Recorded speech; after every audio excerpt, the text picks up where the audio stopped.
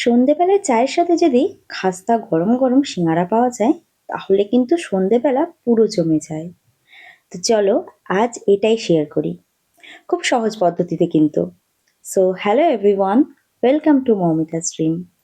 আজকের রেসিপি আলু ফুলকপি সিঙ্গারা। একটা বাটিতে নিয়ে নিয়েছি কিছুটা ময়দা। ময়মের জন্য দিয়ে দিচ্ছি সামান্য নুন, সামান্য চিনি, হাফ চামচ জোয়ান ও অল্প কালো জিরে। এবারে এই সব কিছুকে একসাথে মিশিয়ে নেব। দেন অ্যাড করে দিচ্ছি অল্প রিফাইন্ড অয়েল। তেলটা দিয়ে ময়দার সাথে ভালোভাবে মিশিয়ে নেব। ময়ম যত ভালো হবে সিঙ্গারা কিন্তু ততই ভালো হবে। যখন ময়দাটা হাতে দলা পাকিয়ে আসবে বুঝে যাবে ভালোভাবে ময়ম দেওয়া হয়ে গেছে। তো আমার এখানে ভালোভাবে ময়ম দেওয়া হয়ে গেছে। এখন অল্প অল্প জল দিয়ে ময়দাটা মাখিয়ে নেব। আমরা যেমন লুচি বা পরোটার জন্য ময়দা মাখি তার থেকে কিছুটা শক্ত মাখতে হবে। দেখে আশা করি বুঝতে পারছো ময়দাটা হালকা শক্ত করে মেখেছি। এবারে ঢাকা দিয়ে ময়দাটা কিছুক্ষণের জন্য রেস্টে রেখে দেব। ততক্ষণ চলো সিঙ্গারার ভেতরের পুরটা বানিয়ে নিই। এখানে ডুমো ডুমো করে কাটা কিছুটা আলু ও ছোট ছোট করে টুকরো করে কেটে রাখা কিছুটা ফুলকপি নিয়েছি। সবার প্রথমে একটা ভাজা মশলা বানিয়ে নেব। তার জন্য কড়াইতে দিয়ে দিচ্ছি অল্প গোটা গরম মশলা, যেমন দারচিনি, এলাচ ও লবঙ্গ, একটা তেজপাতা, দুটো শুকনো লঙ্কা আর 1 চামচ গোটা জিরে। এগুলোকে শুকনো খোলায় 40 থেকে 1 মিনিটের মতো ভেজে নেব। খুব বেশি ভাজলে কিন্তু মশলা তেতো হয়ে যাবে। তো আমার এখানে মশলাটা ভাজা হয়ে গেছে। এবার গ্যাসটা অফ করে ঠান্ডা হয়ে এলে এগুলোকে জল ছাড়া বেটে নেব। কড়াইতে সামান্য সর্ষের তেল দিয়ে দিয়েছি। তেলটা গরম হয়ে এলে 1 মুঠ কাঁচা বাদাম দিয়ে দিতে হবে। বাদামটাকে আমি এখানে লাল লাল করে ভেজে নিচ্ছি।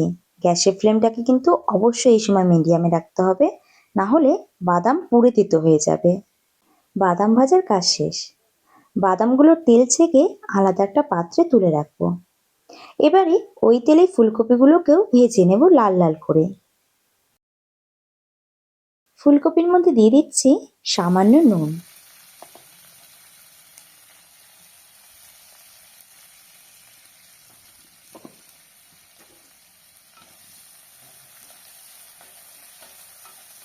ফুলকপিগুলো ভাজা হয়ে গেছে।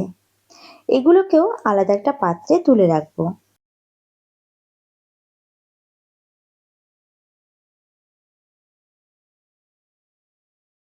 তেলের মধ্যে দিয়ে দিচ্ছি অল্প 5 ফোড়ন। ফোড়নটা থেকে হালকা একটা সেন্ট বেরিয়ে এলে দিয়ে দেব 1 চামচ গ্রেট করে রাখা আদা ও 1 চামচ লঙ্কা কুচি। এগুলোকে একসাথে মিশিয়ে নিয়ে দিয়ে দেব ডুমো ডুমো করে কেটে রাখা আলুগুলোকে।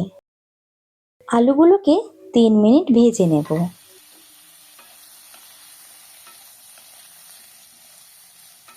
আলুগুলোর হালকা কালার চেঞ্জ হয়ে এলে দিয়ে দেব 1 মুঠের মতো মটরশুঁটি।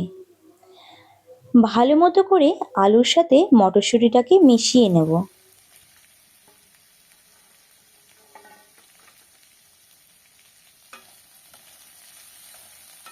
মেশানো হয়ে গেলে দিয়ে দেব স্বাদ মতো নুন, অল্প হলুদ গুঁড়ো আর কালারের জন্য 1/2 চামচ কাশ্মীরি লঙ্কা গুঁড়ো। এই সব মশলাগুলোকে আলুর সাথে ভালোভাবে মিশিয়ে নেব আর আলুগুলো ভেজে নেব যতক্ষণ না আলুগুলো প্রপারভাবে সেদ্ধ হয়ে যায়।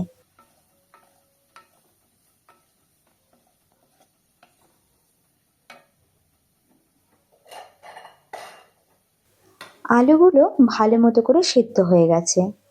এখন দিয়ে দিচ্ছি ভেজে রাখা ফুলকপিগুলোকে। যেহেতু ফুলকপিগুলো ভাজার সময় সেদ্ধ হয়ে গেছে তাই আলাদা করে ফুলকপিগুলো সেদ্ধ করার আর দরকার নেই।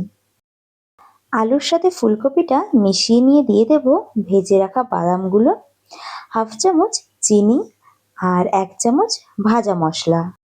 এবার সব কিছুর সাথে মিশিয়ে নিয়ে নামিয়ে নেব এটা।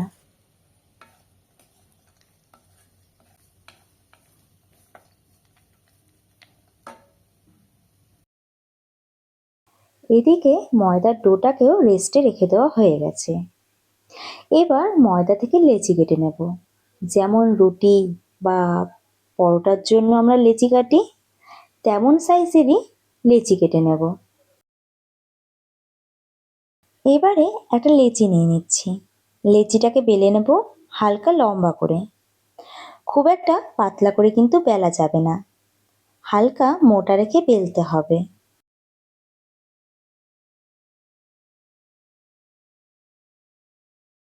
এবার মাঝ বরাবর ছুরির সাহায্যে কেটে দু টুকরো করে নিচ্ছি।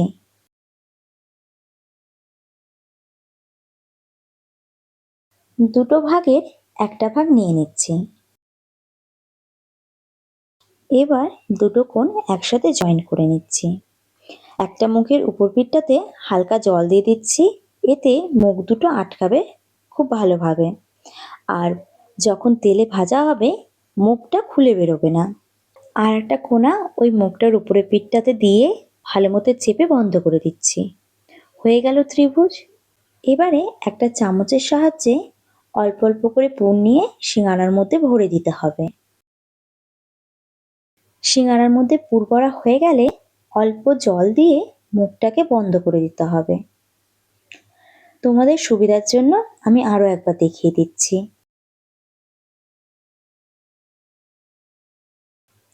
যেমন ভাবে বলছি ও দেখাচ্ছি একদম সেম ভাবে করবে, তাহলে সিঙ্গারা একদম প্রপার ভাবে তৈরি হবে। আর সিঙ্গারার মুখ কিন্তু ভালোভাবে চেপে বন্ধ করতে হবে, না হলে মুখ খুলে গেলে পুর বেরিয়ে যাবে, আর তখন সিঙ্গারা কিন্তু ভাজতে খুব অসুবিধা হবে। সবকটা সিঙ্গারার মধ্যে পুর ভরা হয়ে গেছে। এবার কড়াইতে কিছুটা তেল নিয়ে নিচ্ছি। তেলটা হালকা গরম থাকা অবস্থায় সিঙ্গারাগুলো দিয়ে দেব। গ্যাসের ফ্লেমটাকে লোতে রেখে সিঙ্গারাগুলো লাল লাল করে ভেজে নেব। এই সিঙ্গারাটা ভাজতে হালকা কিছুক্ষণ সময় লাগবে, তো ধৈর্য ধরে কিন্তু সিঙ্গারাগুলোকে ভাজতে হবে। আর যদি গ্যাসের ফ্লেমটাকে হাইতে করে সিঙ্গারাগুলোকে ভাজো, তাহলে কিন্তু সিঙ্গারার বদলে লুচি হয়ে যাবে ওটা, মানে সিঙ্গারাটা খাস্তা হবে না, আর তখন টেস্ট একদমই ভালো আসবে না। একদম লাল লাল করে সিঙ্গারাগুলো ভেজে নিয়েছি। এবার তেল ছেঁকে সিঙ্গারাগুলো তুলে নেব। আর একইভাবে আর যে বাকি সিঙ্গারাগুলো আছে সেগুলোকেও ভেজে নেব। কি দেখতে লাগছে তো একদম দোকানের মতন, আর খেতেও কিন্তু পুরোপুরি দোকানের মতো। বিশ্বাস যদি না হয় তাহলে একবার বানিয়ে দেখো, কথা দিচ্ছি আবার বানাবে। যদি এই রেসিপিটা তোমাদের জন্য হেল্পফুল হয়ে থাকে তাহলে ভিডিওটাতে একটা লাইক দিয়ে যেও, আর চ্যানেলটাকেও সাবস্ক্রাইব করো। দেখা হবে নতুন এক ভিডিওর সাথে, ততক্ষণের জন্য টাটা।